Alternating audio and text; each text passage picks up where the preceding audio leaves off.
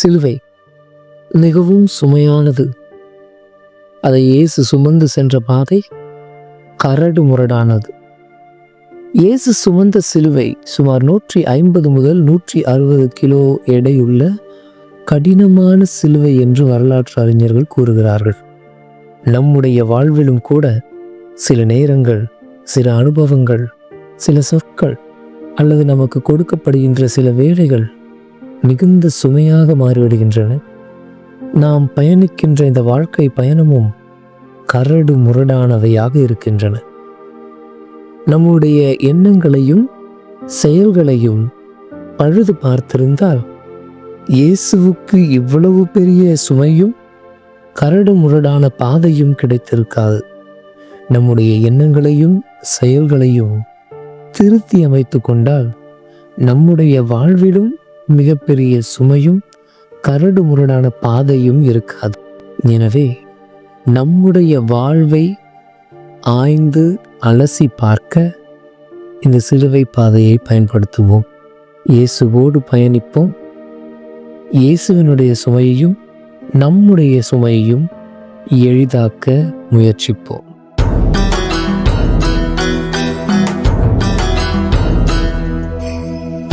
கூறிய முள்முடிகள் தலையினிலே கசையடி குதறிய மலருடலே ஏறிய துன்பம் எவ்வளவோ யாருமே இல்லை தேற்றிடவே, யாருமே இல்லை தேற்றிடவே, யாருமே இல்லை தேற்றிடவே. எனக்காகவே என் இறையே சிலுவையில் மரித்தாய் செம்மறியே. எனக்காகவே என் இறையே சிலுவையில் மரித்தாய் செம்மறியே. சிலுவையில் மரித்தாய் செம்மறியே.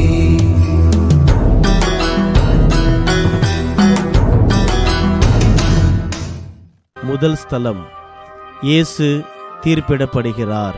திவ்ய இயேசுவே, உம்மை ஆராதித்து வணங்கி உமக்கு நன்றியறிந்து தோத்திரம் செய்கிறோம். அது ஏனென்றால் உமது பாரமான திருச்சிலுவையாலே உலகை மீட்டீரே. தெளிவும் துணிவும் இல்லாத பிலாத்துவோட மனநிலை, அச்சத்தை கிளப்பிவிட்டு ஒதுங்கி போற அவருடைய மனைவியின் மனப்பாங்கு, யூதர்களின் மூர்க்கத்தனமான நம்பிக்கை, இது மூணும் தான் இந்த தீர்ப்புக்கு காரணம். இயேசு நிரபராதி அப்படின்றது பிலாத்துக்கு நல்லா தெரிஞ்சிருந்தோம். அவர் மேல தப்பே இல்லை அப்படின்றது அவர் உணர்ந்திருந்தோம். இதுதான் சரி அப்படின்னு அவரால் சொல்ல முடியல. ஏன்னா அப்படி சொன்னா நம்மளை எங்க அதிகாரத்திலிருந்து விட்டு தூக்கிடுவாங்களோ, இல்லைன்னா மக்கள் நமக்கு எதிராக கலகம் செஞ்சிருவாங்களோ அப்படின்ற நிர்பந்தனை நம்முடைய வாழ்க்கையிலேயே இது பிரதிபலிக்குது. இதுதான் சரி அப்படின்னு நம்ம உள்ளுணர்வு சொன்னாலும், நம்மளுடைய அனுபவங்களும் அறிவும் சொன்னாலும் 4 பேர் என்ன பேசுவாங்க, இந்த சமுதாயம் நம்மளை பற்றி என்ன நினைக்கும் இப்படின்னு யோசித்து நிறைய தவறான முடிவுகளை கூட எடுக்கிறோம்.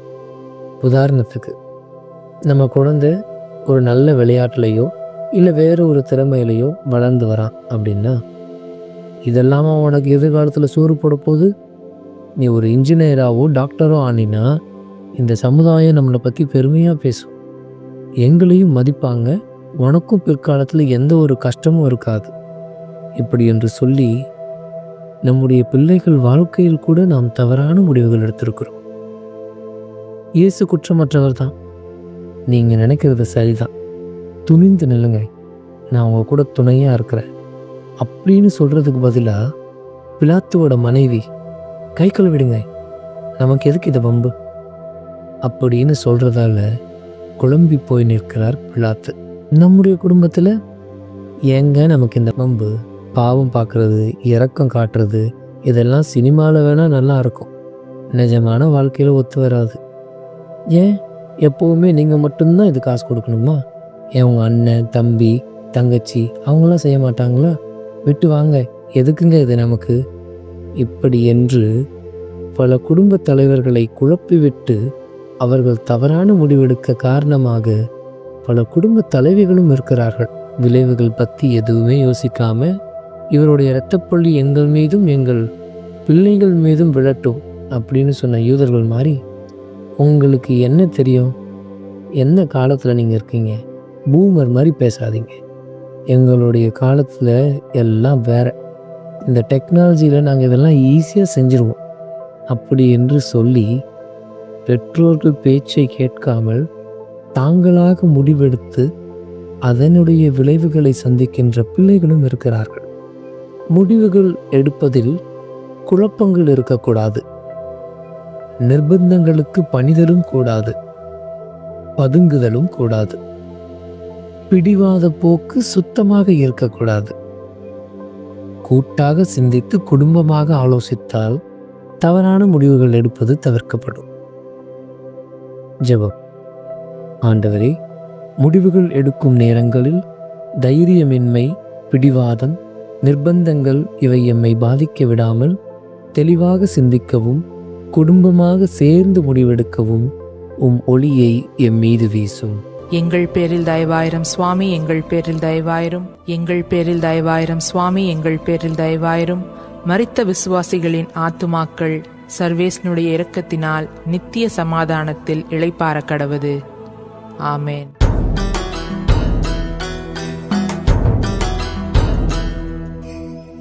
சிலுவையை தோளில் சுமத்திடவே வேட்டையில் விழுந்த மானவே துணிவுடன் நின்றாய் என் தெய்வமே.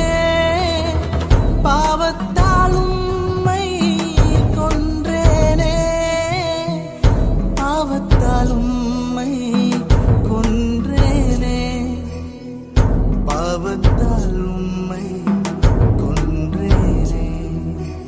எனக்காகவே என் இறையே சிலுவையில் மரித்தாய் செம்மறியே. எனக்காகவே என் இறையே சிலுவையில் மரித்தாய் செம்மறியே. சிலுவையில் மரித்தாய் செம்மறியே.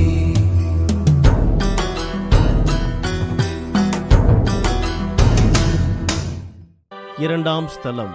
இயேசுவின் தோள் மேல் சிலுவை சுமத்தப்படுகிறது. திவ்ய இயேசுவே, உம்மை ஆராதித்து வணங்கி உமக்கு நன்றியறிந்து தோத்திரம் செய்கிறோம். அது ஏனென்றால் உமது பாரமான திருச்சிலுவையாலே உலகை மீட்டீரே. இயேசுவோட தோள் மேல எவ்வளவு கடினமான சிலுவை! அவங்க பாவங்களுக்கு அவங்க பரிகாரம் செஞ்சிருந்தா இவ்வளவு கடினமான சிலுவை இயேசு மீது வந்திருக்காது. அவங்களுடைய குற்றங்களை அவங்க அப்பவே உணர்ந்திருந்தா இயேசுவுக்கு இந்த நிலைமை ஏற்பட்டிருக்காது. இதே போன்ற சூழ்நிலை நம்முடைய குடும்பத்திலையும் நடக்க தானே செய்யுது. சோம்பேறித்தனம், விளையாட்டுத்தனம், இந்த மாதிரி காரணத்தினால நம்முடைய சுமையை நம்மளோட குடும்பத்தில் இருக்கின்ற யாரோ ஒருவர் சுமந்து கொண்டு தான் இருக்கிறார். திட்டமிட்டு வாழ்க்கை நடத்தாமல் வரவுக்கு மீறிய செலவெல்லாம் செஞ்சு ஆடம்பரத்தை நேசித்து அல்லோல் படுகின்ற குடும்பங்கள் எத்தனை இருக்குது. வாழ்நாள் எல்லாம் சம்பாதிச்சாலும் வாங்கின கடனுக்கு பட்டியை முழுசாக கட்ட முடியாமல் ஊரை சுற்றி கடன் வாங்கி அந்த சுமையெல்லாம் தன்னுடைய வாரிசு மேலே சுமத்துகின்ற தந்தைமார்கள் இன்னும் இருக்கத்தான் செய்கிறார்கள். போதும் என்ற மனமே பொன் செய்யும் மருந்துன்னு சொல்லுவாங்க.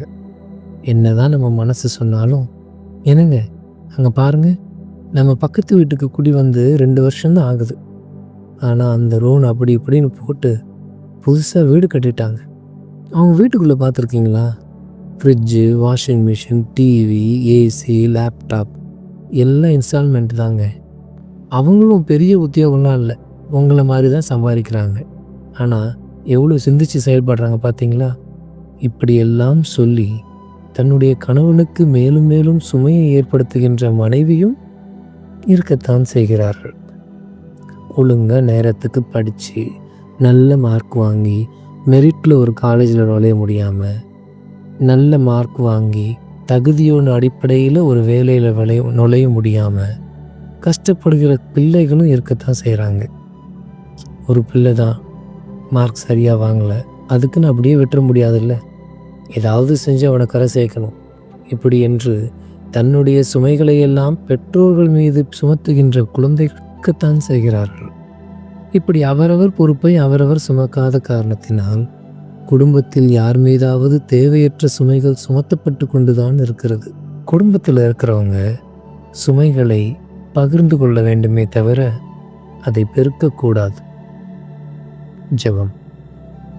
ஆண்டவரே, எங்களால் செய்ய முடிந்ததையும் நாங்கள் செய்ய வேண்டியதையும் செய்யாமல் எங்களில் யாருக்கோ நாங்களே பாரமாக அமைந்து விடுகிறோம். சுமைகளை அதிகரிக்காமல் சுமைகளை பகிர்ந்து கொள்ளும் மனதை தாரும். எங்கள் பேரில் தயவாயிரம் சுவாமி, எங்கள் பேரில் தயவாயிரம். எங்கள் பேரில் தயவாயிரம் சுவாமி, எங்கள் பேரில் தயவாயிரம். மரித்த விசுவாசிகளின் ஆத்துமாக்கள் சர்வேஸ்னுடைய இரக்கத்தினால் நித்திய சமாதானத்தில் இளைப்பாற கடவது. ஆமேன்.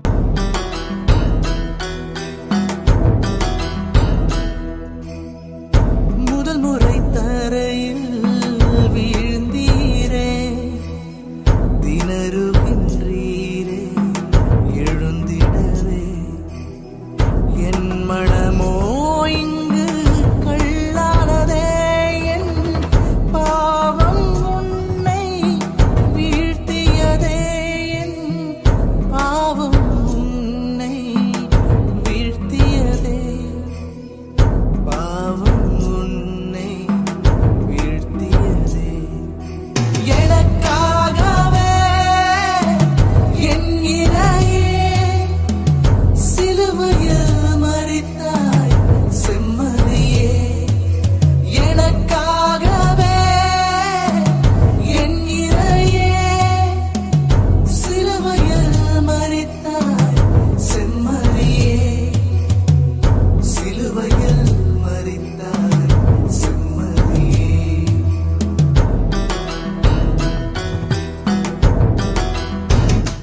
மூன்றாம் ஸ்தலம். இயேசு முதல் முறையாக கீழே விழுகிறார். திவ்ய இயேசுவே, உம்மை ஆராதித்து வணங்கி உமக்கு நன்றியறிந்து தோத்திரம் செய்கிறோம். அது ஏனென்றால் உமது பாரமான திருச்சிலுவையாலே உலகை மீட்டீரே. இயேசு முதல் முறையாக கீழே விழுறார். இயேசுவுக்கு சுமத்தப்பட்ட சிலுவை மனித சக்திக்கு அப்பாற்பட்டதாக தான் இருந்திருக்கணும். உலகத்தில் இருக்கிற எல்லார் பாவத்தையும் ஒருத்தர் மேலே சுமத்தினா விடாமல் என்ன பண்ணுவார் பாவம்.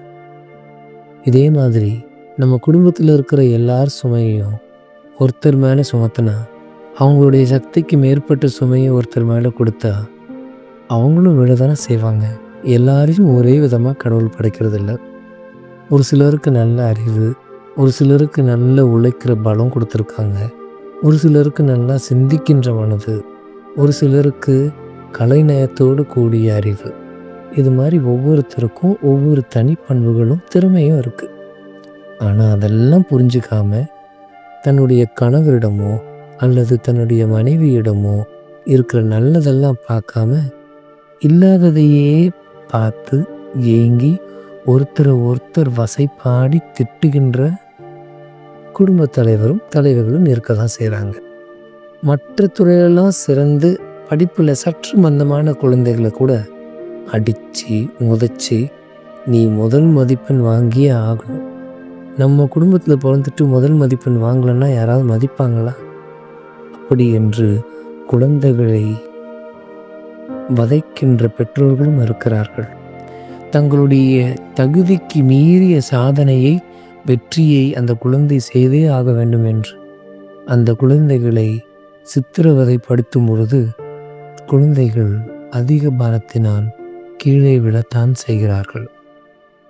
பல நேரங்களில் குழந்தைங்க கூட பெற்றோரோட வசதிக்கு அப்பாற்பட்ட பொருட்களை வாங்க சொல்கிறது, அவங்களுடைய செலவினங்களுக்கு மிகுந்த செலவினத்தை ஏற்படுத்துறது. இந்த காசை கொடுத்து தான் ஆகணும், எனக்கு டூருக்கு நீங்கள் பணம் கட்டணும், இல்லைன்னா நான் ஸ்கூலுக்கு போக மாட்டேன், எனக்கு இந்த காசு கொடுக்கல இனிமேல் நான் படிக்கவே மாட்டேன், நீங்களாம் எனக்கு ஒரு அப்பாவா? மற்ற பிள்ளைங்களை பாருங்கள், அவங்களுடைய பெற்றோர்கள்லாம் எவ்வளோ இதுவாக வாங்கி கொடுக்குறாங்க, நீங்களும் இருக்கிறீங்களே அப்படி என்று பேசி தன்னுடைய பெற்றோர்களை கீழே விழ வைக்கின்ற குழந்தைகளும் இருக்கிறார்கள். அளவுக்கு மீறி எதிர்பார்ப்புகள் ஏமாற்றத்தில் சென்று முடிகின்றன. ஏமாற்றங்கள் எரிச்சலாகி எரிமலையாய் கூட வெடிக்கலாம். தடுமாற்றங்களுக்கு தகுதி மீறிய ஆசைகளே காரணம். ஜெபம்.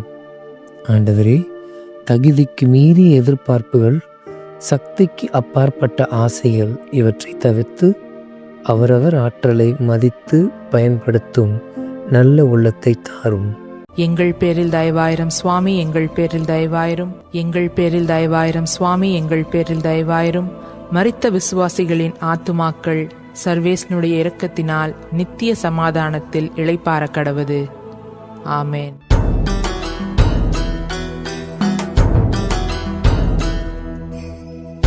பெற்றவும் மண்ணை முன் வந்திட துயர்தான் உரைக்க நாவுண்டோ. நான் சாகும் வேளை என் தெய்வமே கண்டிட செய்வீர் அன்னையினை, கண்டிட செய்வீர் அன்னையினை, கண்டிட செய்வீர் அன்னையினை. எனக்காகவே என் இறையே சிலுவையில் மரித்தாய் செம்மறியே. எனக்காகவே என் இறையே சிலுவையில் மரித்தாய் செம்மறியே, சிலுவையில் மரித்தாய் செம்மறியே.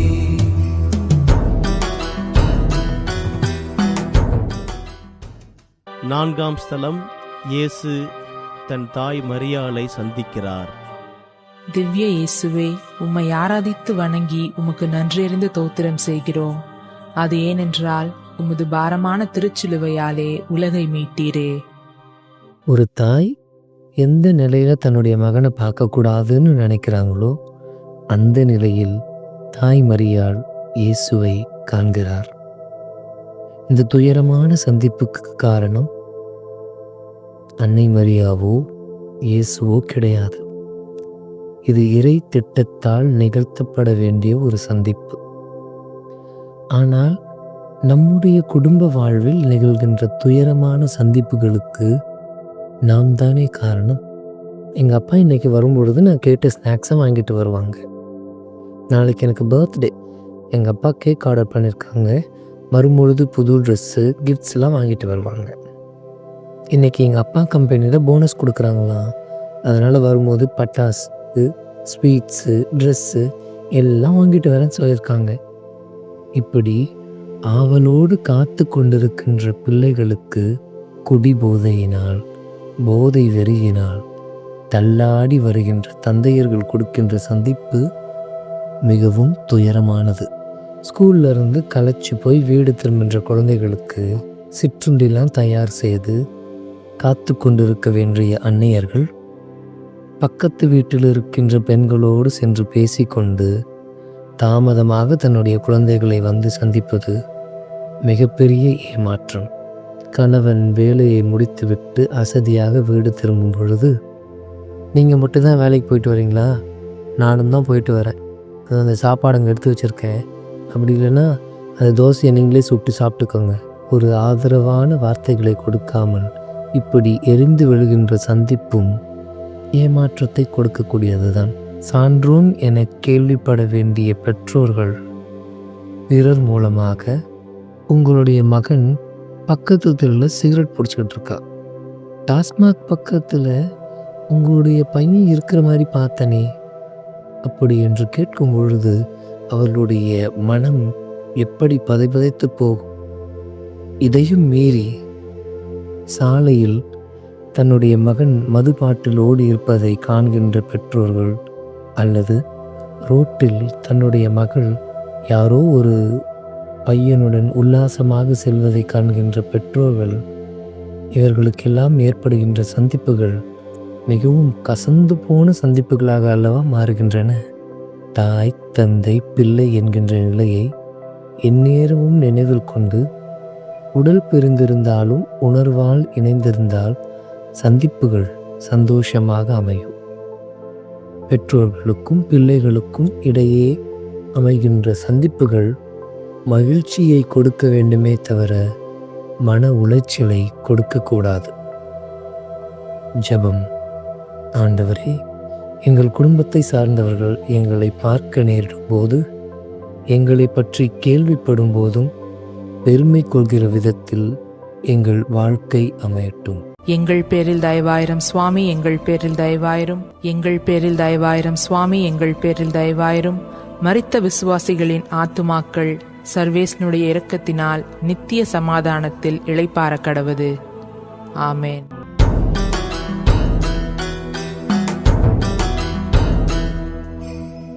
கல்வாரி பயணத்தில் சீமோனே நீ உதவிக்காய் நின்ற நிலையேனோ, சீடரெல்லாம் பயந்து ஓடினரே, நீ தனிமையில் தனித்து நின்றதேனோ, தனிமையில் தனித்து நின்றதேனோ, தனிமையில் தனித்து நின்றதேனோ. எனக்காகவே என் இறையே சிலுவையில் மரித்தாய் செம்மறியே, எனக்காகவே என் இறையே சிலுவையில் மரித்தாய் செம்மறியே, சிலுவையில் மரித்தாய் செம்மறியே.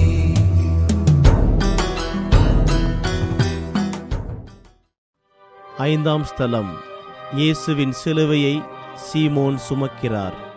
திவ்ய இயேசுவே, உம்மை ஆராதித்து வணங்கி உமக்கு நன்றியறிந்து தோத்திரம் செய்கிறோம். அது ஏனென்றால் உமது பாரமான திருச்சிலுவையாலே உலகை மீட்டீரே. யாருடைய சிலுவையோ தூக்குற மாதிரி தேவையில்லாம இந்த சுமையெல்லாம் சுமக்க வேண்டியிருக்கு. அப்படி என்று வேண்டா வெறுப்புடன் முணுமுணுத்து கொண்டு சீமோன் இயேசுவுக்கு உதவி செய்கிறார். இதே போன்ற சூழ்நிலை நம்முடைய குடும்பத்திலும் இருக்கத்தான் செய்கின்றது. அறக்க பறக்க சமையல் ஒரு பக்கம், அப்படியே இந்த பக்கம் திரும்பினா குழந்தைங்களை காலைல ஸ்கூலுக்கு கிளப்பணும். இதெல்லாம் பார்த்துக்கிட்டு தானும் கிளம்பி வேலைக்கு போகும். இப்படி பம்பரமாக சுற்றிக்கிட்டு இருக்க மனைவிக்கு துணி துவைக்கிறது, சமைக்கிறதுலாம் ஆம்பளையோட வேலையா? குழந்தைகளை கிளப்பி விடுறதெல்லாம் அவள் பார்த்துப்பா. அப்படி என்று நினைத்து சிறிதும் உதவி செய்யாத கணவன்மார்கள் இருக்கத்தான் செய்கிறார்கள். தனக்கும் சேர்த்துதான் அவள் சமைக்கிறாள், என்னுடைய குழந்தையை தான் அவள் தயார் செய்கிறாள் என்பதை உணராத கணவன்மார்கள் இருக்கத்தான் செய்கிறார்கள். நாள் முழுவதும் ஆஃபீஸில் வேலை செஞ்சுட்டு மீதி இருக்கிற வேலையை வீட்டுக்கும் கொண்டு வந்து செஞ்சுக்கிட்டு இருக்க கணவன்மார்கிட்ட அருகில் வந்து ஆறுதலாக 4 வார்த்தையை பேசாமல் அவரோட வேலையை அவர் பார்க்குறாரு. ஆஃபீஸ்லேயே முடிச்சிருந்தா நல்லா இருந்திருக்கும், அதை வீட்டுக்கு வேற கொண்டு வந்து செய்கிறாரு, எப்போ சாப்பிட்டு எப்போ தூங்க போகிறாரோ என்று சொல்லிக்கொண்டு சட்டை செய்யாமல் செல்கின்ற மனைவிமார்களும் இருக்கத்தான் செய்கிறார்கள். தம்பி, இந்த கரண்ட் பில்லு போய் கொஞ்சம் கட்டிட்டு வந்திருப்பான், உன்னுடைய ஃபீ பேங்க்கில் அங்கே டிடி போடணுமா, அந்த அங்கிள் கூட போய் இதை கொஞ்சம் பண்ணிட்டு வந்துடுறியா? அப்படி என்று பெற்றோர்கள் கேட்கும் பொழுது, இந்த நேரத்தில் தான் சொல்லணுமா, அதெல்லாம் எனக்கு தெரியாது, ஒன்று நீங்கள் வாங்க, அப்படி இல்லைன்னா என்னால் பண்ண முடியாது. ஏம்மா எல்லா வேலையும் என்னையே சொல்கிறீங்க, நீங்கள் போனால் அவன் ஒன்றும் குறைஞ்சிட மாட்டீங்க, போயிட்டு வாங்க அப்படி என்று திட்டுகின்ற பிள்ளைகளும் இருக்கிறார்கள். தனக்காகத்தான் அந்த வேலையை சொல்கிறார்கள் என்று உணராமல் இருக்கின்ற பிள்ளைகளும் இருக்கிறார்கள். குடும்பத்தில் எந்த வேலையும் இவங்க தான் செய்யணும் அப்படி என்பது கிடையாது. வசதிக்காக வேலைகளை ஆணுடையது பெண்ணுடையது என நாம் தான் பிரித்து வைத்துள்ளோம். இதில் ஒருவருக்கொருவர் உதவுவதுதானே இயற்கையானதும் நியாயமானதும் கூட. இதை செய்வதற்கு நமக்குள் எதற்கு தயக்கம்? ஜெபம். ஆண்டவரே, குடும்பத்தில் ஒவ்வொருவர் செய்யும் வேலையும் அனைவருக்கும் பலன் தருகிறது.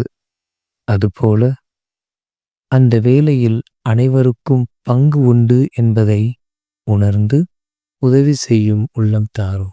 எங்கள் பேரில் தயவாயிரம் சுவாமி, எங்கள் பேரில் தயவாயிரும். எங்கள் பேரில் தயவாயிரம் சுவாமி, எங்கள் பேரில் தயவாயிரும். மரித்த விசுவாசிகளின் ஆத்துமாக்கள் சர்வேஸ்னுடைய இரக்கத்தினால் நித்திய சமாதானத்தில் இளைப்பாற கடவது. ஆமேன்.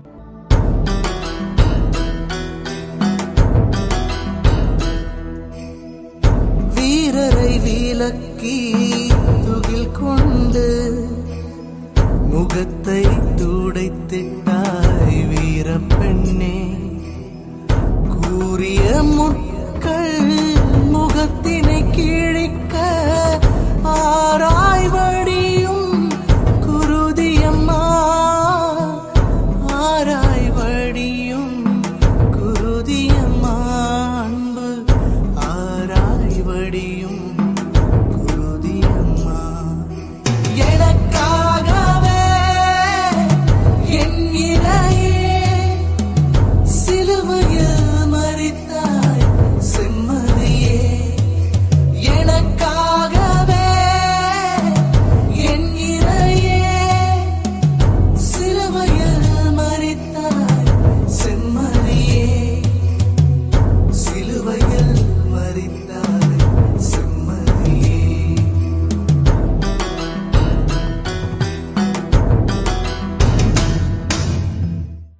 ஆறாம் ஸ்தலம்.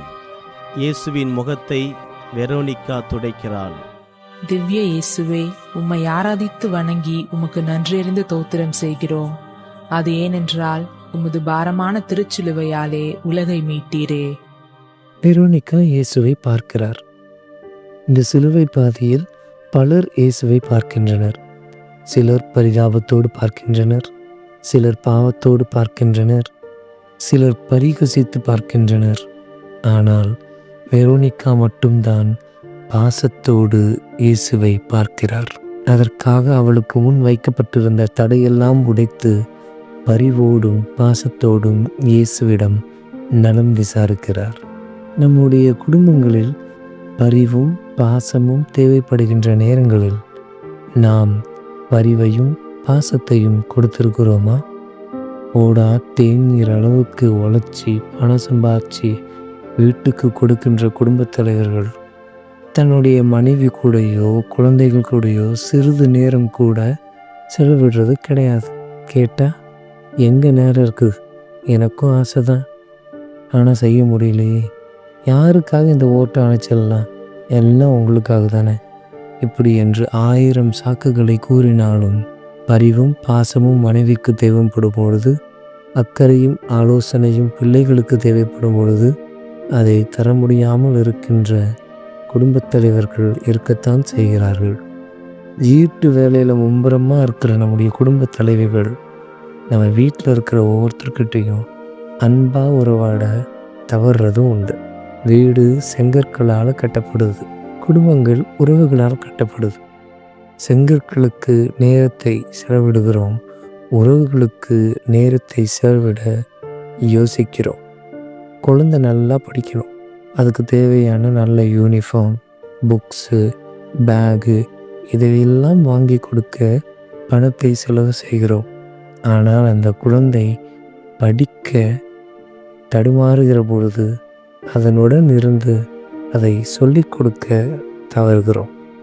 தங்களுக்காகவே வாழும் பெற்றோருடன் நேரம் செலவிட முடியாத அவர்களை கண்டுகொள்ளாத இளைஞர் இளம்பெண்கள் கூட இருக்கத்தான் செய்கிறார்கள். நண்பரோடு சேர்ந்து ஊரை சுற்றுறதுக்கு, தண்ணி அடிக்கிறதுக்கு, மற்றதுக்கெல்லாம் ஒரு இளைஞர் இளம்பெண்களுக்கு நேரம் இருக்குது.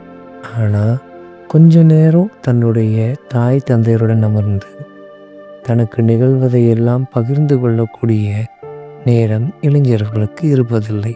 குடும்பத்தில் ஒருவரை ஒருவர் பாசத்தோடும் பரிவோடும் பார்த்து நெருங்கி நேரம் செலவழிக்கும் பொழுது கிடைக்கின்ற ஆனந்தமும் ஆத்ம திருப்தியும் பணத்தாலோ பொருட்களாலோ வேறு எதனாலோ கிடைக்காது. ஜெபம். ஆண்டவரே, எங்கள் குடும்பத்தில் உள்ளவர்களை பாசத்தோடு பார்க்கவும், அவர்களுக்கு ஆதரவு தேவைப்படும் போது அருகிலிருந்து உதவவும் நேசிக்கவும் நேரம் ஒதுக்கவும் அருள் தாரும். எங்கள் பேரில் தயவாயிரம் சுவாமி, எங்கள் பேரில் தயவாயிரும். எங்கள் பேரில் தயவாயிரம் சுவாமி, எங்கள் பேரில் தயவாயிரும். மரித்த விசுவாசிகளின் ஆத்துமாக்கள் சர்வேஸ்னுடைய இரக்கத்தினால் நித்திய சமாதானத்தில் இளைப்பாற கடவது. ஆமேன்.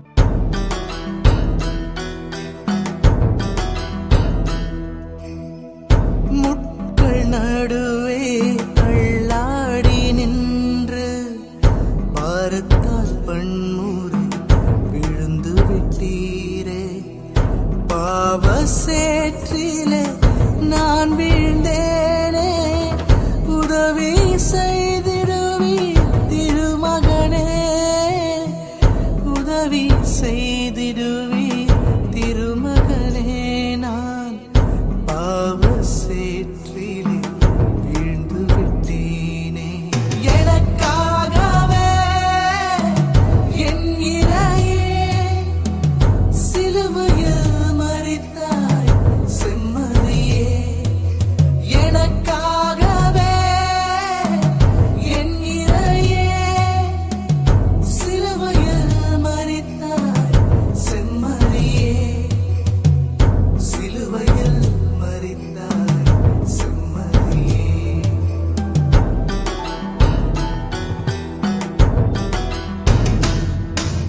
ஏழாம் ஸ்தலம். இயேசு இரண்டாம் முறை கீழே விழுகிறார். திவ்ய இயேசுவே, உம்மை ஆராதித்து வணங்கி உமக்கு நன்றியறிந்து தோத்திரம் செய்கிறோம். அது ஏனென்றால் உமது பாரமான திருச்சிலுவையாலே உலகை மீட்டீரே. இயேசு மீண்டும் கீழே விழுறார். விழுந்த அவரை தூக்கி விடுறதுக்கு பதிலா தூட்டுகிறார்கள். கை கொடுத்து தூக்குவதற்கு பதிலா கசையால் அடிக்கிறாங்க. அவருக்கு தேவைப்பட்டது உதவியும் உற்சாகமும் தான். ஆனா கிடைச்சது என்னவோ உதயம் உதாசீனமும் தான். இப்படிப்பட்ட இதே நிலைமை நம்முடைய குடும்பங்கள்லயும் ஒரு சில நேரம் நடக்குது.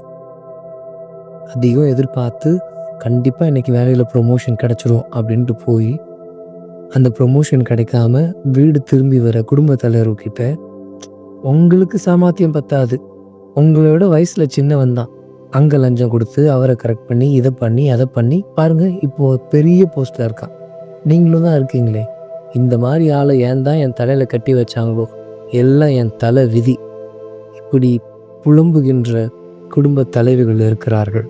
அதனால் மனம் நொந்த குடும்ப தலைவர்கள் மேன்மேலும் காயத்திற்கு உள்ளாக்கப்படுகிறார்கள்.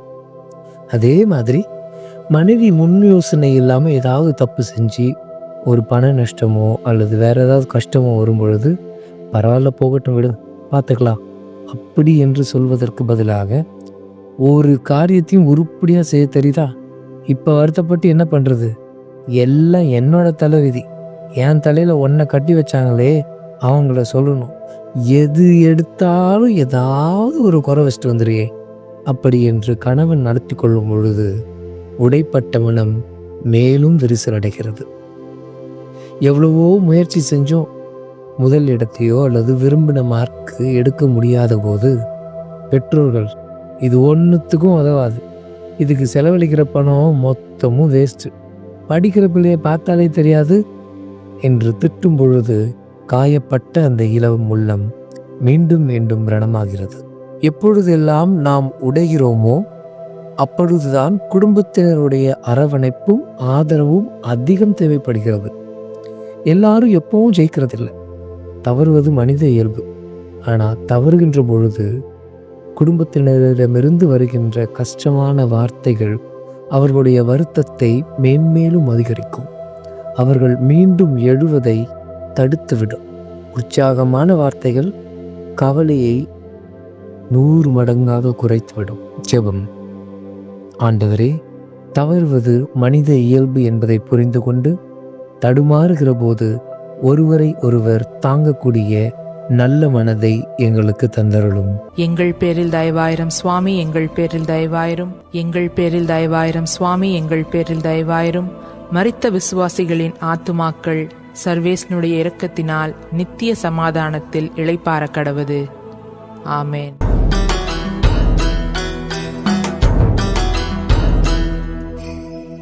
துயர் கண்ட பெண்கள் அழுதனரே ஆறுதல் சொன்னி வலுப்பெறவே. பலவினை செய்தேன் பாவம் புரிந்தேன் புலம்பி அழ செய்யும் என் இயேசுவே. புலம்பி அழ செய்யும் என் இயேசுவே. நான் பலவினை செய்தேன் என் இயேசுவே. எனக்காகவே என் இறையே சிலுவையில் மரித்தாய் செம்மறியே. எனக்காகவே என் இறையே சிலுவையில் மரித்தாய் செம்மறியே. சிலுவையில் மரித்தாய் செம்மறியே.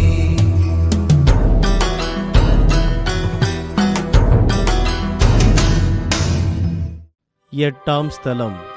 இயேசு எருசலேம் பெண்களுக்கு ஆறுதல் கூறுகிறார். திவ்ய இயேசுவே, உம்மை ஆராதித்து வணங்கி உமக்கு நன்றியறிந்து தோத்திரம் செய்கிறோம். அது ஏனென்றால் உமது பாரமான திருச்சிலுவையாலே உலகை மீட்டீரே. எருசலேம் பெண்கள் இயேசு இப்படி வர நிலைமையை பார்த்து கண்ணீர் வடிக்கிறாங்க. அவங்களால இயேசுவை இந்த நிலைமையில பார்க்கவே முடியல. இயேசுவை இந்த நிலைமையில அவங்களால பார்க்கறது ஏற்றுக்கவே முடியல. அவங்களையே அவங்களால கட்டுப்படுத்த முடியாம அழறாங்க. இதை பார்த்த இயேசு அவங்க கிட்ட வந்து ஆறுதலும் அறிவுரையும் சொல்றாரு. என்ன அறிவுரை சொல்றாரு? நான் இப்படி இந்த நிலைமையில இருக்கேன்னு நீங்க அழாதீங்க. ஆனா இந்த நிலைமையில நான் வர்றதுக்கு யார் காரணமா இருந்தாங்க, அதுல உங்களுடைய பங்கும் இருக்குதா அப்படின்னு யோசிச்சு பார்த்து அதுக்காக அழுங்க அப்படின்னு சொல்றாங்க. நம்ம வீட்லேயும் நிறைய நேரத்தில் நம்ம கண்ணீர் விட்டு கதறக்கூடிய நிலைமைலாம் வரும். ஆனால் நம்ம இப்படி நடந்துருச்சு அப்படின்றதுக்காக அழறோமா, இது ஏன் இப்படி நடந்துச்சு அப்படின்றத யோசித்து பார்க்குறோமா அப்படிங்கிறத கொஞ்சம் சிந்திக்கணும். வீட்டில் ஒரு குடும்ப தலைவர், அவர் மட்டும்தான் சம்பாதிக்கிறாருன்னு வச்சுப்போம். வீட்டில் 3 பிள்ளைங்க இருக்கிறாங்க.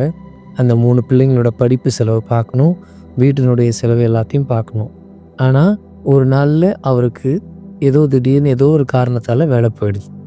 அப்போ அந்த வீட்டில் உள்ளவங்க எல்லாம் என்ன பண்ணுவாங்க, ஐயோ சம்பாதிக்கிற ஒரே மனுஷனோட வேலை போயிடுச்சு அப்படின்னு நினச்சி அதுக்காக அழக்கூடாதுன்னு சொல்கிறாரு. ஆனால் அந்த வேலை போகிறதுக்கு ஏதாவது ஒரு காரணமாக இருந்திருக்கலாம் இல்லையா?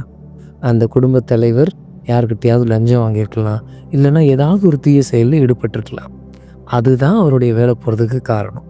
அப்போது எதுக்காக அழணும்னா அவர் செஞ்ச தப்புக்காக அழணுமே தவிர வேலை போனதுக்காக அழக்கூடாது. குடும்ப தலைவி எல்லா வேலையும் செய்கிறாங்க. அவங்களுக்கு ஒரு நாள் திடீர்னு உடம்பு சரியில்லாமல் போயிடுது. அச்சோ அம்மாவுக்கு உடம்பு சரியில்லாமல் போயிடுச்சு, இப்படி ஆகிட்டாங்களே, எங்கள் அம்மாக்கா இந்த நிலைமை வரணும் அப்படின்னு அழுறதை விட டெய்லியும் அவங்களுக்கு வேலை மேலே வேலை கொடுத்து அவங்க வேலை செய்யும் பொழுது ஒரு தடவை கூட போய் உதவி செய்யாமல் அவங்க சரியாக சாப்பிட்டாங்களா இல்லையா அப்படின்னு பார்க்காம விட்டுருமே, அதுக்காக தான் அழணும். ஒரு வேளை நம்ம இதெல்லாம் செஞ்சுருந்தா அம்மாவுக்கு அவ்வளோ பெரிய நோயோ கஷ்டமோ வந்திருக்காது இல்லையா? கண்ணீர் வர அளவுக்கு துன்பங்கள் நம்ம வாழ்க்கையில் வந்துட்டே தான் இருக்குது. சில துன்பங்கள் நம்ம கைக்கு அப்பாற்பட்டது, அதெல்லாம் கடவுளுடைய செயல் அப்படின்னு அவர்கிட்ட விட்டுறணும். ஆனால் சில துன்பங்கள் நம்மளே வர வச்சுக்கிறது. அதோட விலையெழுத்தாக அழுவதை நிறுத்திட்டு அதோட காரணங்களுக்காக அழுதா அது இன்னொரு தடவை நடக்காமல் இருக்க நம்ம பார்த்துக்கலாம். ஜெபம். ஆண்டவரே, எங்கள் குடும்பத்தில் நிகழும் அதிர்ச்சி தரும் துக்க நிகழ்வுகள் எங்கள் கண்களை நினைத்தாலும் அவற்றிலிருந்து பாடங்கள் கற்றுக்கொண்டு எதிர்காலத்தில் துன்பங்கள் நிகழாத வண்ணம் வாழ்க்கையை நெறிப்படுத்த அருள் தாரும். எங்கள் பேரில் தயவாயிரம் சுவாமி, எங்கள் பேரில் தயவாயிரும். எங்கள் பேரில் தயவாயிரம் சுவாமி, எங்கள் பேரில் தயவாயிரும். மரித்த விசுவாசிகளின் ஆத்துமாக்கள் சர்வேஸ்னுடைய இரக்கத்தினால் நித்திய சமாதானத்தில் இளைப்பாற கடவது. ஆமேன்.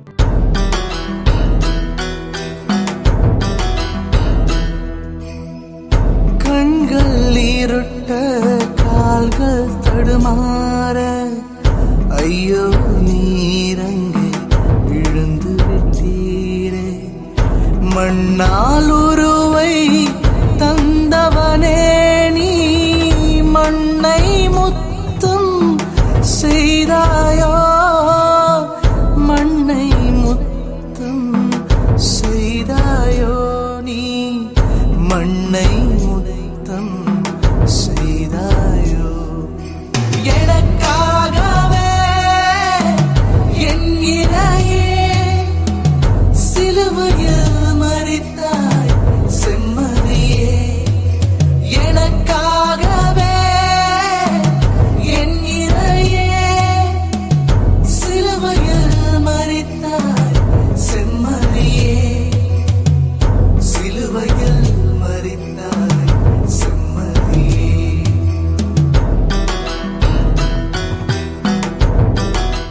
30ஆம் ஸ்தலம். இயேசு 3ஆம் முறை கீழே விழுகிறார். திவ்ய இயேசுவே, உம்மை ஆராதித்து வணங்கி உமக்கு நன்றியறிந்து தோத்திரம் செய்கிறோம். அது ஏனென்றால் உமது பாரமான திருச்சிலுவையாலே உலகை மீட்டீரே. இயேசு 3வது முறையா கீழே விடுறார். சீமோன் உதவி செய்கிறாங்க. வெரோனிகா ஆதரவா இயேசுக்கு முகத்தெல்லாம் தொடச்சி விடுறாங்க. எருசலேம் பெண்கள் கூடவே ஆறுதலா 4 வார்த்தைகள் சொல்றாங்க. இதெல்லாம் இயேசுக்கு சின்ன சின்ன உதவியா இருந்தும் இதையும் தாண்டி சிலுவையை தூக்க முடியாம கீழே விடுறார். கீழே விழுந்தவர் மேலே தன்னுடைய முகத்தை தூக்கி பார்க்குறாரு. கல்வாரி மலை இருக்கு. அந்த மலைக்கு மேலே விண்ணகத்தை பார்க்குறாரு. கடவுளுடைய சக்தியை பார்க்குறாரு. துணிஞ்சு தன்னுடைய சிலுவையை எடுத்து மறுபடியும் நடக்க தொடங்குறார். மனித பலம் எல்லாம் தோத்து போகுது. ஆனால் இறைவனுடைய பலம்தான் இயேசுவை எழுந்து நடக்க வைக்குது. இது மாதிரி தருணங்கள் நம்ம குடும்பத்தில் வந்திருக்கா? நிறைய நடந்திருக்கும். குடும்ப தலைவர்கள் என்ன சொல்லுவாங்க தெரியுமா? எனக்கு எல்லாம் தெரியும், நான் தான் வெளியே போய் சுற்றிட்டு வரேன், இத்தனை ஆஃபீஸ் போகிறேன், அங்கே பார்க்குறேன், அவங்கள பார்க்குறேன், இவங்கள பார்க்குறேன், யாருக்கிட்ட என்ன சொன்னால், யாருக்கிட்ட எதை கொடுத்தா என்ன வேலை நடக்கும்னு எனக்கு எல்லாம் தெரியும், எல்லாம் நான் பார்த்துக்கிறேன் அப்படி என்று சொல்லி அதையும் மீறி தோற்று போகிற தவறுகிற குடும்ப தலைவர்கள் இருக்கிறார்கள். நான் வீட்டிலையே இருக்கிறவ, நாள் முழுசும் இங்கே என்ன நடக்குது, இந்த தெருவில் என்ன நடக்குதுன்னெலாம் தெரியும், யாரை பார்த்தா இங்கே இந்த வேலை முடிச்சிடலாம், இந்த வீட்டில் ஏதாவது ஒரு பிரச்சனையை இதை எப்படி தீர்க்கணும் அப்படின்னு எனக்கு தான் தெரியும் அப்படி என்று சொல்லி தவறுகின்ற குடும்ப தலைவிகளும் இருக்கிறார்கள். உங்கள் காலம் பழசு, இப்போ இருக்கிற டெக்னாலஜி வச்சு பண்ணோன்னா உடனே பண்ணிடலாம், அதெல்லாம் சின்ன வேலை அப்படி என்று சொல்லி தவறுகின்ற பிள்ளைகளும் இருக்கிறார்கள். நம்மளுடைய அறிவு, அனுபவம், பலம் இதையெல்லாம் நம்பி இறுதியில் தடுமாறி விழுற நம்ம நிறைய பேர் இருக்கிறோம். மலைகளை நோக்கி என் கண்களை உயர்த்துகிறேன், யாரிடமிருந்து எனக்கு உதவி வரும்? விண்ணையும் மண்ணையும் படைத்த ஆண்டவரிடமிருந்தே எனக்கு உதவி வரும். கடவுள் என் பக்கம் இருக்க யார் எனக்கு எதிராக இருக்க முடியும்? இந்த விவிலிய வார்த்தையெல்லாம் வாசிக்கிறோம், ஆனால் வாசிக்கிறதோடு விட்டுடுறோம். நமக்குன்னு ஒரு பிரச்சனைகள் வரும்பொழுது ஆலோசனை கேட்க அங்கே ஓடுறோம், இங்கே ஓடுறோம், நிறைய பணம் செலவழிக்கிறோம், ஆனால் கடைசியில் தவறி தான் போகிறோம். பிரச்சனைகள் வரும்பொழுது முதல்ல கடவுள் தேடுறோமா? வெறும் மனித படத்தால் மட்டும் எல்லாத்தையும் தீர்த்திட முடியாது. மனித படத்தோடு இறைவனுடைய பலம் இணையும் பொழுது நாம் எந்த ஒரு பிரச்சனையாக இருந்தாலும் அதை எளிதில் முடித்து விடலாம். ஜெபம். ஆண்டவரே, என் ஆற்றலாய் உள்ளவரே, நீரே எங்கள் அரண் என அறிக்கையிட்டு உதவியோடு எங்கள் உழைப்பை சேர்த்து வெற்றி காணும் அருளை தாரும். எங்கள் பேரில் தயவாயிரம் சுவாமி, எங்கள் பேரில் தயவாயிரும். எங்கள் பேரில் தயவாயிரம் சுவாமி, எங்கள் பேரில் தயவாயிரும். மரித்த விசுவாசிகளின் ஆத்துமாக்கள் சர்வேஸ்னுடைய இரக்கத்தினால் நித்திய சமாதானத்தில் இளைப்பாற கடவது. ஆமேன்.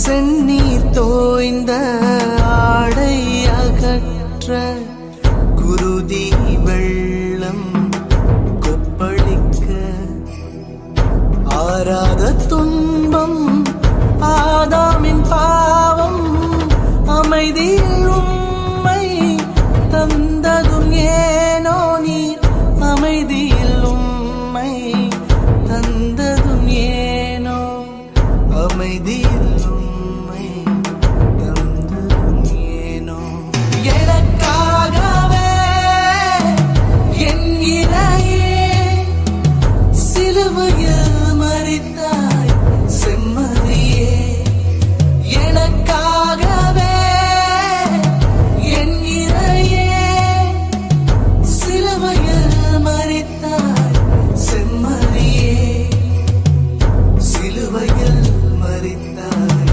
செம்மறியே.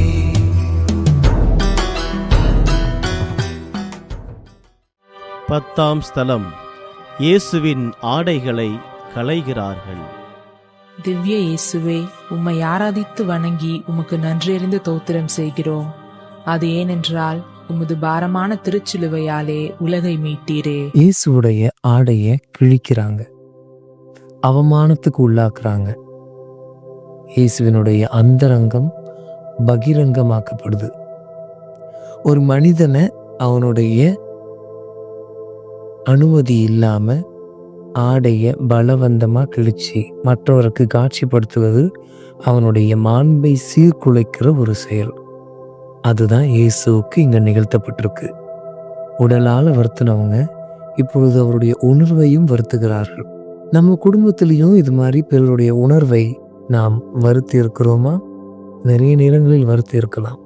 ஏதாவது ஒரு நாள் சாப்பாட்டில் உப்பு கம்மியாக இருந்திருக்கும், இல்லைன்னா சாப்பாடு குழஞ்சு போயிருக்கும், சாப்பாடு சாப்பிட்ற மாதிரி இருந்திருக்காது. இதெல்லாம் ஒரு சாப்பாடா? இதை சாப்பிட்றதுக்கு நான் ஹோட்டல்லே சாப்பிட்டுப்பேன் அப்படின்னு சொல்லி தட்டை தூக்கி வீசுவதும் அல்லது தட்டை அங்கேயே வைத்து விட்டு வெளியே போய் சாப்பிடுவது கூட ஒரு குடும்ப தலைவியின் மாண்பை சீர்குலைப்பதற்கு சமம்தான். ஆணுக்கு பெண் சரிநிகர் சமானம் அப்படின்னு சொல்லி நிறைய வருஷங்கள் ஆச்சு. ஆனால் அதெல்லாம் ஒரு பொருட்டாவே எடுத்துக்காம பெண்களை இன்னும் கையோங்குவது, மற்றவர்கள் முன்னால் பெண்களை அடிப்பது, தாக்குவது என்பது பெண்மையின் மாண்பை இழிவுபடுத்தும் ஒரு செயல். நாகரிகம் வளர்ந்துருச்சு, எல்லாம் மாறிடுச்சு. ஆணுக்கு சரிநிகராக பெண் வந்துட்டாங்க. ஆண்கள் செய்கிற எல்லா கெட்ட பழக்கங்களும் பெண்களும் செய்வோம். ஆண்கள் செய்கிறதுக்கு எல்லாத்துக்கும் நாங்களும் பதிலுக்கு செய்கிறதுக்கு காரியங்கள் வச்சிருக்கிறோம். அப்படி என்று பெண்கள் செத்துவதும் பெண்களின் மாண்பை சீர்குலைக்கின்ற செயலாக அமைகிறது. போற்றுவதா இருந்தால் எல்லார் முன்னாடியும் போற்றணும், திருத்துறதா இருந்தால் தனிமையில் கூட்டு போய் திருத்தணும். இதுதான் நியதி. ஆனால் இதை மறந்து மற்றவங்க முன்னால் நம்ம குடும்பத்தையே இழிவுபடுத்துகிறோம். அந்தரங்கத்தில் நிகழ வேண்டியதெல்லாம் வெளியில் பகிரங்கமாக செய்கிறோம். இயேசுவுக்கு நிகழ்ந்த அவமானம் நம்முடைய குடும்பங்களிலும் நம்முடைய சக குடும்பஸ்தர்களுக்கு நிகழ்ந்து கொண்டுதான் இருக்கிறது. ஜெபம். ஆண்டவரே, எங்கள் குடும்பத்தாரை பாராட்டுவதாய் இருந்தால் பிறர் முன்னிலையிலும், குறை கூறுவதாய் இருந்தால் தனிமையிலும் செய்து அவர்கள் மாண்பை மதிக்க கற்றுத்தாரும். எங்கள் பேரில் தயவாயிரம் சுவாமி, எங்கள் பேரில் தயவாயிரும். எங்கள் பேரில் தயவாயிரம் சுவாமி, எங்கள் பேரில் தயவாயிரும். மரித்த விசுவாசிகளின் ஆத்துமாக்கள் சர்வேஸ்னுடைய இரக்கத்தினால் நித்திய சமாதானத்தில் இளைப்பாற கடவது. ஆமேன்.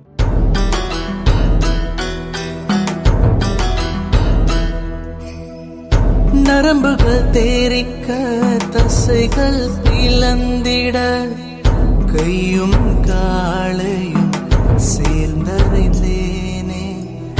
நோயெல்லாமே தீர்த்தீரே, ஆணிகள் பரிசாய் தந்தேனே உமக்கு, ஆணிகள் பரிசாய் தந்தேனே, ஆணிகள் பரிசாய் தந்தேனே.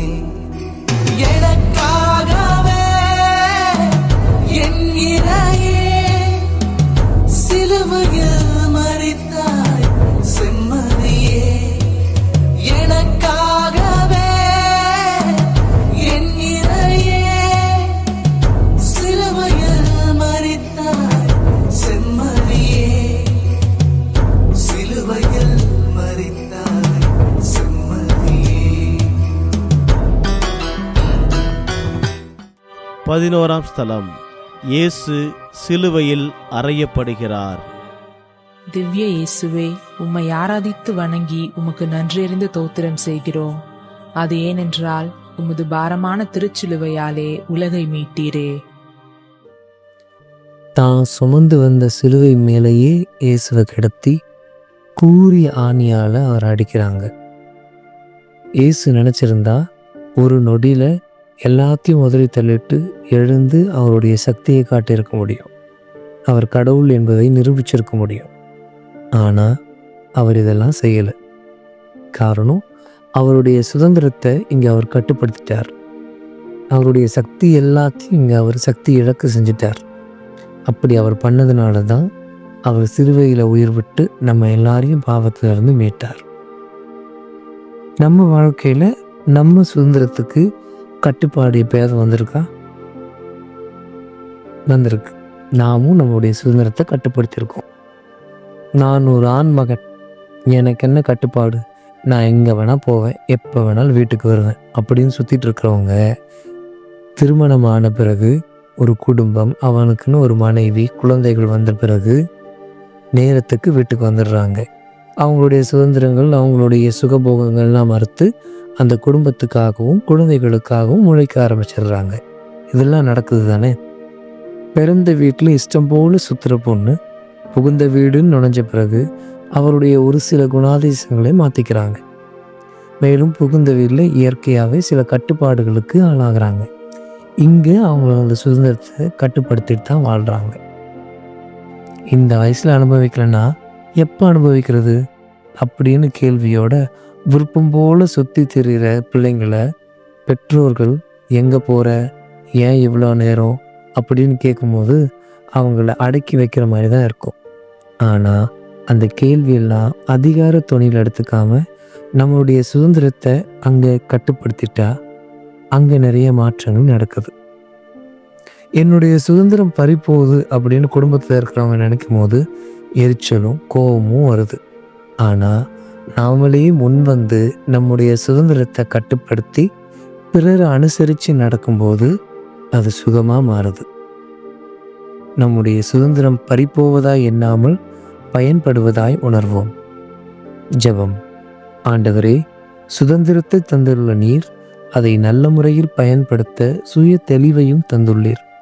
நாங்கள் குடும்ப நலனுக்காக சில கட்டுப்பாடுகளை மனமுவந்து ஏற்றுக்கொள்ள கற்றுத்தாரும். எங்கள் பேரில் தயவாயிரம் சுவாமி, எங்கள் பேரில் தயவாயிரம். எங்கள் பேரில் தயவாயிரம் சுவாமி, எங்கள் பேரில் தயவாயிரம். மரித்த விசுவாசிகளின் ஆத்துமாக்கள் சர்வேஸ்னுடைய இரக்கத்தினால் நித்திய சமாதானத்தில் இளைப்பாற கடவது. ஆமேன்.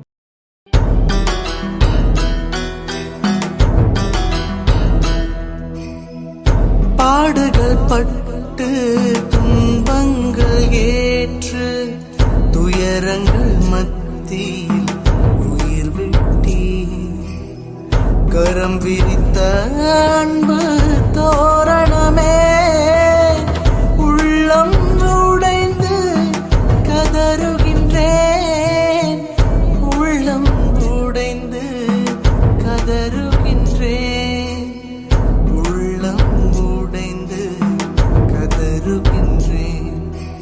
எனக்காகவே என் இறையே சிலுவையில் மரித்தாய் செம்மறியே. எனக்காகவே என் இறையே சிலுவையில் மரித்தாய் செம்மறியே, சிலுவையில் மரித்தாய் செம்மறியே.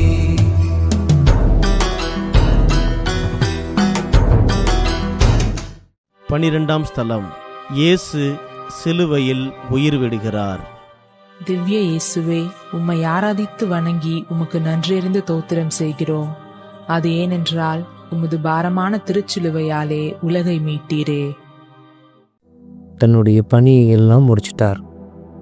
சிலுவையில் உயிர் விட்டுட்டார். அவர் உயிரை யாரும் எடுக்கலை. இயேசுவே மனமு வந்து அவருடைய உயிரை மக்களுக்காக கையளிச்சார். இயேசுவுடைய உயிர் பறிக்கப்படவில்லை, இயேசுவால் மக்களுக்காக பரிசளிக்கப்பட்டது. வாங்குறத விட கொடுக்கறதுல தான் அதிகமான மகிழ்ச்சி இருக்குது என்பதை உணர்த்துவது தான் இயேசுவினுடைய இந்த மாபெரும் தியாகம். குடும்ப வாழ்க்கையிலையும் தியாகம் அப்படின்றது மறுக்க முடியாத ஒன்றாக இருக்கணும். குடும்பத் தலைவர் தன்னுடைய விருப்பப்படி வாழவோ செலவு செய்யவோ முடியறதில்லை.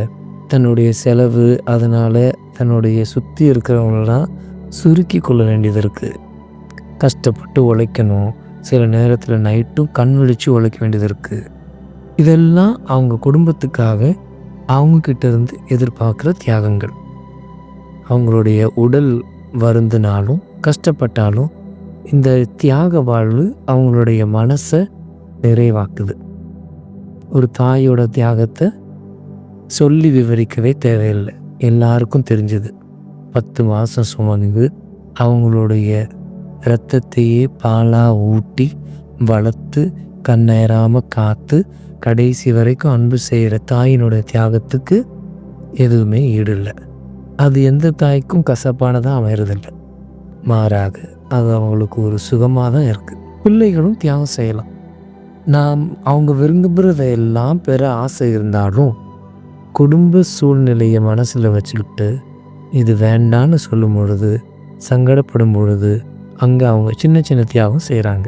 குடும்பத்தில் முதல் பிள்ளையாக பிறந்து மேன்மேலும் படிக்க ஆசை இருந்து தன்னுடைய தம்பி தங்கச்சி இவங்களெல்லாம் படிக்கணும்னா முதல் பிள்ளை வேலைக்கு போகணுன்ற கட்டாயத்துக்கு உட்பட்டு அந்த முதல் பிள்ளை வேலைக்கு போய் தன்னுடைய தம்பி தங்கையெல்லாம் படிக்க வைக்கிற சூழ்நிலைகள், இல்லைன்னா வேலைக்கு போய் தன்னுடைய குடும்பத்தினுடைய பொருளாதாரத்தை உயர்த்துகின்ற சூழ்நிலைகள் நிறைய குடும்பத்தில் நடக்குது.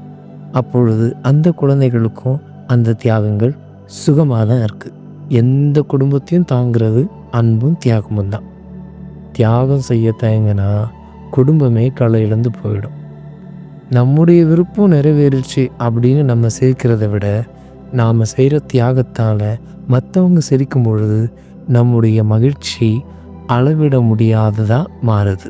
தியாகம் செய்யும் தயங்கும் பட்சத்தில் குடும்பத்தின் மகிழ்ச்சியையே தியாகம் செய்ய நேரிவிடுகிறது. அதனால் தியாகம் செஞ்சால் அனைவர் முகத்திலையும் சிரிப்பு வரும். ஜெபம். ஆண்டவரே, எங்களுக்காக இன்னுயிரையே தியாகம் செய்த உம்மை பின்பற்றி எங்கள் குடும்பத்திற்காக சிறு சிறு தியாகங்களை செய்யும் தியாக உள்ளத்தை தாரும். எங்கள் பேரில் தயவாயிரம் சுவாமி, எங்கள் பேரில் தயவாயிரும். எங்கள் பேரில் தயவாயிரம் சுவாமி, எங்கள் பேரில் தயவாயிரும். மரித்த விசுவாசிகளின் ஆத்துமாக்கள் சர்வேஸ்னுடைய இரக்கத்தினால் நித்திய சமாதானத்தில் இளைப்பாற கடவது. ஆமேன்.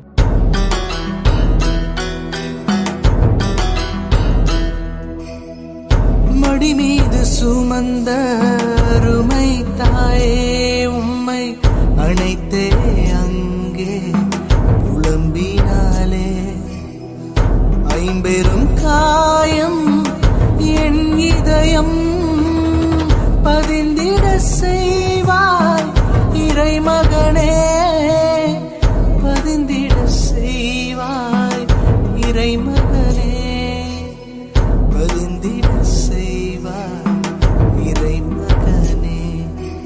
எனக்காகவே என் இறையே சிலுவையில் மரித்தாய் செம்மறியே. எனக்காகவே என் இறையே சிலுவையில் மரித்தாய் செம்மறியே, சிலுவையில் மரித்தாய் செம்மறியே.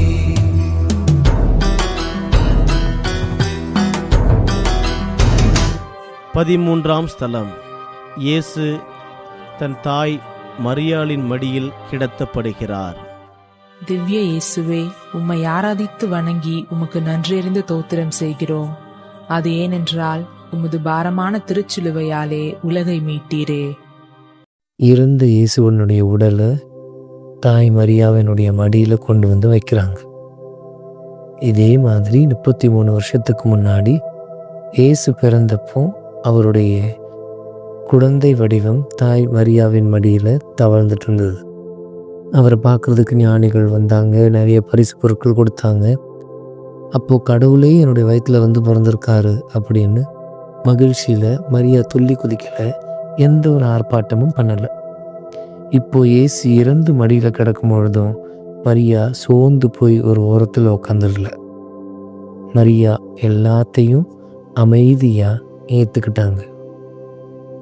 நாம் இன்பம் நடக்கும் பொழுதும் நம்முடைய வாழ்க்கையில் துன்பம் வரும் பொழுதும் எல்லாத்தையும் அமைதியாக ஏற்றுக்கிறோமா? வசதி இருக்கும்போது வாரி வாரி இறைக்கிறோம், ட்ரீட் வைக்கிறோம், அங்கே இங்கேன்னு எல்லாருக்கும் கூப்பிட்டு போய் எல்லாத்தையும் செலவையும் பண்ணுறோம். வறுமை வந்துட்டதுக்கப்புறம் ஐயோ எல்லாமே முடிஞ்சு போயிடுச்சு அப்படின்னு இடிஞ்சு போயிடுறோம். மகிழ்ச்சியான நேரத்தில் ஊரையே கூட்டி கும்மாளம் போடுறோம், தம்பட்டு அனுப்பிச்சுக்கிறோம். என் பையன் அதில் பாஸ் ஆகிட்டான், என் பையன் ஃபர்ஸ்ட் கிளாஸில் பாஸ் ஆகிட்டான், அப்படி பண்ணிட்டான், இப்படி பண்ணிட்டான், அதில் ஜெயிச்சிட்டா. ஆனால் துன்பம் வரும் பொழுது, அவப்பெயரோ இழுக்கோ வரும் பொழுது இந்த மூஞ்சி வச்சுட்டு இனிமேல் நான் எப்படி வெளியே போவேன் அப்படின்னு இடிஞ்சு போய் உக்காந்துடுறோம். குடும்பத்தில் எல்லாம் நல்லா நடக்கும் பொழுது குடும்பத்தில் உள்ள ஒவ்வொருவரையும் அவங்க போக்கில் விட்டுட்டு ஏதாவது தப்பாக நடக்கும்போது எரிஞ்சு எரிஞ்சு அவங்க மேலே விழுறது, அவங்கள குத்தம் காட்டுறது, அவங்க செஞ்ச தப்பையே திருப்பி திருப்பி சொல்கிறது, இதெல்லாம் ஒரு நல்ல குடும்ப தலைவருக்கு அழகில்லை. இன்பம், துன்பம், வாழ்வு, தாழ்வு, வெற்றி, தோல்வி எது நடந்தாலும் எல்லாத்தையும் சமநிலையோடு பார்க்குறவர் தான் நல்ல குடும்ப தலைவர். நம்ம விருப்பப்படி எல்லாம் நடக்கும்போது, என் வீட்டுக்காரரை போல் யாராவது இருக்காங்களா, என் பிள்ளையை போல் யாராவது பிள்ளை கிடைக்குமா, கடவுள் கொடுத்த வரோம் அப்படிலாம் சொல்லிட்டு நம்ம விருப்பப்படி ஏதாவது நடக்கும்பொழுது, இவர் போய் எனக்கு கட்டி வச்சிட்டாங்களே, இதெல்லாம் பிள்ளையா, சைத்தான் அப்படின்று திட்டுகின்ற குடும்ப தலைவிகளும் இருக்கிறாங்க. இந்த உலக வாழ்க்கையில் எதுவுமே நிரந்தரம் இல்லை. இன்பமும் துன்பமும் மாறி மாறி வரத்தான். அதுதான் உலக இயல்பு கூட. இன்ப நாட்களில் அளவில்லாத மகிழ்ச்சி, துன்ப வேளையில் சொல்ல முடியாத துயரம் அடைகிறது சரியில்லை. எது நடந்தாலும் அன்னை மரியாதை போல அமைதியான உள்ளத்தோடு ஏற்றுக்கொள்கிற மனநிலை தான் சிறந்த வாழ்வு வாழ நமக்கு உறுதுணையாக இருக்கும். ஜெபம். ஆண்டவரே, இன்ப வேளையில் உமக்கு நன்றி செலுத்தவும், துன்ப வேளையில் துணையை நாடவும், அனைத்தையும் மரியாதை போல அமைதியான உள்ளத்துடன் ஏற்றுக்கொள்ளவும் அருள் தாரும். எங்கள் பேரில் தயவாயிரம் சுவாமி, எங்கள் பேரில் தயவாயிரும். எங்கள் பேரில் தயவாயிரம் சுவாமி, எங்கள் பேரில் தயவாயிரும். மரித்த விசுவாசிகளின் ஆத்துமாக்கள் சர்வேஸ்னுடைய இரக்கத்தினால் நித்திய சமாதானத்தில் இளைப்பாற கடவது. ஆமேன்.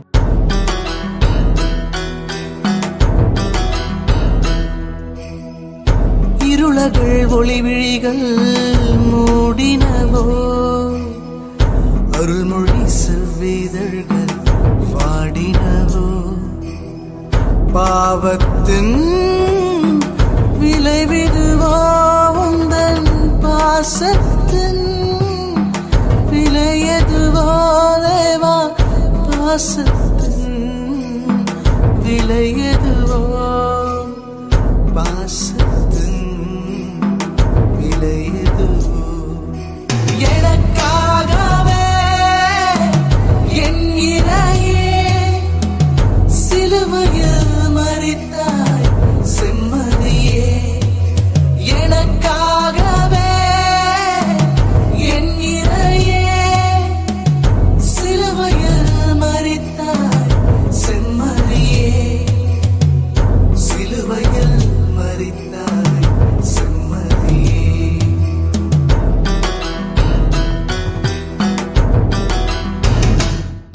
14ஆம் ஸ்தலம். இயேசு கல்லறையில் அடக்கம் செய்யப்படுகிறார். திவ்ய இயேசுவே, உம்மை ஆராதித்து வணங்கி உமக்கு நன்றியறிந்து தோத்திரம் செய்கிறோம். அது ஏனென்றால் உமது பாரமான திருச்சிலுவையாலே உலகை மீட்டீரே. இறந்த இயேசுவினுடைய உடலை கல்லறையில் அடக்கம் செய்கிறாங்க. அது கூட அவருடைய கல்லறை இல்லை, வேறொருவருடைய கல்லறை. ஒளியை படைத்த இறைவனுக்கு இருளில் இடம், இருள் ஆட்சி செய்கின்ற நேரம் அப்படின்னு படிக்கிறோம் இல்லையா, அது இங்கே நடக்குது. இது தவறாக இருந்தாலும் இது கொஞ்ச நேரத்துக்கு நடக்கட்டும் அப்படின்னு கடவுள் அனுமதி கொடுக்கிறார். அந்த கொஞ்ச நேரத்துக்கு பிறகு இருளை அகற்றி வெற்றி கொள்கிறார் இயேசு. இது மாதிரி நம்ம மேலே தப்பே இல்லைனாலும் கொஞ்ச நேரம் நம்ம அமைதி காத்தோம்னா நம்மளுடைய வாழ்க்கை, அந்த சூழ்நிலை எல்லாமே முற்றிலுமாக மாறும். உண்மை என்னன்னே தெரியாமல் எடுத்த எடுப்புலேயே மனைவியை கத்துற கணவன்மார்கள் இருக்கத்தான் செய்கிறாங்க. தான் மேலே தப்பே இல்லைன்னு மனைவிக்கு தெரிஞ்சிருந்தாலும் கணவன் கத்தும் பொழுது சரிக்கு நிகராக என் மேலே தப்பே இல்லாமல் எப்படி என்னை திட்டுவார் அப்படின்னு இவங்களும் கத்த ஆரம்பித்தா அங்கே வாக்குவாதம் தான் அதிகமாகும், சண்டை பெருசாகும், குழப்பம் குறையவே குறையாது. ஆனால் அந்த நேரத்தில் மனைவி அமைதியாக இருந்துட்டு ஆத்திரெல்லாம் அடங்கிய அப்புறம் புரிய வச்சா கணவன் அதை புரிஞ்சுப்பார், அங்கே தெளிவும் கிடைக்கும். அதே மாதிரி என்ன நடந்தது அப்படின்னு சரியாக புரிஞ்சுக்காம மனைவி சந்தேக கண்ணோட கேள்வி கேட்கும் பொழுது கணவன் அமைதியாக இருந்துட்டு அவங்க சந்தேகம்லாம் தீர்ந்த பிறகு, இல்லைன்னா அவங்க கோவம்லாம் குறைஞ்ச பிறகு என்ன நடந்ததுன்னு சொன்னார்னா நிலைமை சரியாகும். பெற்றோர்கள் சொல்கிறதுல கொஞ்சம் கூட நியாயம் இல்லை. அவங்க காலத்தில் நடந்ததே சொல்கிறாங்க. இப்போ இந்த ட்ரெண்டுக்கு அது ஒத்தே வராது அப்படின்றது நல்லா தெரிஞ்சிருந்தாலும் பிள்ளைங்க பெற்றோர்கள் சொல்கிறத முழுசாக கேட்டுட்டு அவங்களுடைய அந்த வாதம் தீர்ந்த பிறகு இது லாஜிக்காக செட்டே ஆகாதுப்பா, இது இந்த ட்ரெண்டே இல்லை, நம்ம இந்த வழியில் போனோம்னா இது நடக்காது அப்படின்னு சொன்னோன்னா அதை புரிந்து கொள்ளக்கூடிய பெற்றோர்களும் இருக்கிறார்கள். அதனால் நிறைய நன்மைகளும் நிகழும். இப்படி நம்ம சொந்த குடும்பமேனா கூட சில நேரத்தில் அனுசரித்து போக வேண்டிய நிர்பந்தம் நமக்கு இருக்க தான் செய்யுது. அமைதிக்காக வேண்டிய அவசியமும் அடங்கி போக வேண்டிய சூழலும் ஏற்படுகின்றது. அப்போது அதை அனுமதித்து விட்டு பின்னர் சமயம் கிடைக்கும் பொழுது பிரச்சனையை தீர்க்கிறது தான் சிறந்த வழி. உண்மை எப்பவுமே முழுசாக மறைஞ்சே இருக்காது, கொஞ்ச நேரத்தில் வெளியே வந்துடும். உயிர்த்த இயேசுவை போல அதுவும் வெளிச்சத்துக்கு வரும். அது வரைக்கும் அமைதி காக்கிறதுல தப்பே இல்லையே. ஜெபம். ஆண்டவரே, கோபமும் ஆத்திரமும் கொழுந்து விடும் நேரத்தில் அமைதி காக்கவும் இயல்பு நிலை திரும்பும் வரை காத்திருக்கவும் எங்களுக்கு பொறுமையை கற்றுத்தாரும். எங்கள் பேரில் தயவாயிரம் சுவாமி, எங்கள் பேரில் தயவாயிரும். எங்கள் பேரில் தயவாயிரம் சுவாமி, எங்கள் பேரில் தயவாயிரும். மரித்த விசுவாசிகளின் ஆத்துமாக்கள் சர்வேஸ்னுடைய இரக்கத்தினால் நித்திய சமாதானத்தில் இளைப்பாற கடவது. ஆமென். திருத்தந்தையின் கருத்துக்களுக்காகவும் உடல்நலத்திற்காகவும் நாம் ஜெபிப்போம். விண்ணுலகில் இருக்கிற எங்கள் தந்தையே, உமது பெயர் தூயதென போற்றப் பெறுக. உமது ஆட்சி வருக. உமது திருவுளம் விண்ணுலகில் நிறைவேறுவது போல மண்ணுலகிலும் நிறைவேறுக. எங்கள் அன்றாட உணவை இன்று எங்களுக்கு தாரும். எங்களுக்கு எதிராக குற்றம் செய்தோரை நாங்கள் மன்னிப்பது போல எங்கள் குற்றங்களை மன்னியும். எங்களை சோதனைக்கு உட்படுத்தாதேயும், தீமையிலிருந்து எங்களை விடுவித்தருளும். அருள்மிக பெற்ற மரியே வாழ்க. ஆண்டவர் உம்முடனே, பெண்களுக்குள் ஆசீர் பெற்றவர் நீரே. உம்முடைய திருவயிற்றின் கனியாகிய இயேசுவும் ஆசீர் பெற்றவரே. புனித மரியே, இறைவனின் தாயே, பாவிகளாயிருக்கிற எங்களுக்காக இப்பொழுதும் எங்கள் இறப்பின் வேளையிலும் வேண்டிக் கொள்ளும். ஆமீன். பிதாவுக்கும் சுதனுக்கும் பரிசுத்த ஆவிக்கும் மகிமை உண்டாவதாக. ஆதியிலே இருந்தது போல இப்பொழுதும் எப்பொழுதும் என்றென்றும் இருப்பதாக. ஆமீன். தந்தை, மகன், தூய ஆவியாரின் பெயராலே. ஆமீன். ரேடியோ வெரிதாஸ் தமிழ் சேனல்ல இருக்க மேலும் பல வீடியோக்களை பார்க்க லைக் பண்ணுங்க, ஷேர் பண்ணுங்க, சப்ஸ்கிரைப் பண்ணுங்க. மறக்காம பெல் ஐக்கனை கிளிக் பண்ணிடுங்க.